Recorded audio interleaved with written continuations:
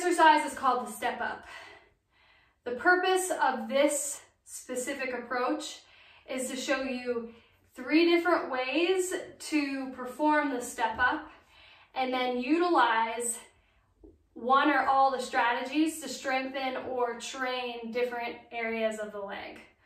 So, first strategy of the step up is called the thigh strategy. The thigh strategy is where your trunk is upright. Let me show you on this side. Your trunk is upright and you're just going up like this. So you're, depending on the size of the step, your thigh is approaching parallel to the floor and your torso is perpendicular to the floor. As you do this, you want to be focusing on the leg that's on the step versus cheating by using momentum of your back leg. And if you do enough, you're going to feel this in your thighs. This is the most common strategy that I see, and often people aren't even aware of the strategy, so that if they don't have the awareness, they may not be actually training the tissues. It could just be here and snapping their knee back, and therefore using more part of a muscle strategy, part of a joint strategy. Strategy 2 is called the hip strategy.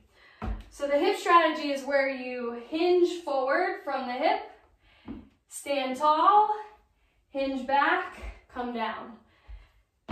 Nose over toes, hinge, stand up, come back down. And then, as you get the movement down, think about squeezing your butt as you stand up. And as you come back down, making sure your knee doesn't cave in or do anything funky. You're still gonna feel this in your thigh, but just by putting intention to your glutes, you're gonna feel this more in your glutes. The more you hinge, the more you're gonna feel a stretch, and you can meet that stretch with a squeeze or a contraction. Again, try not to push off your back foot too much, as that will take away from the front foot. The third strategy is called the foot strategy, the foot and ankle strategy. So what you're going to do is you are going to intentionally push off to stand up on the step and intentionally control the landing back down. So you're pushing off, controlling the landing back down.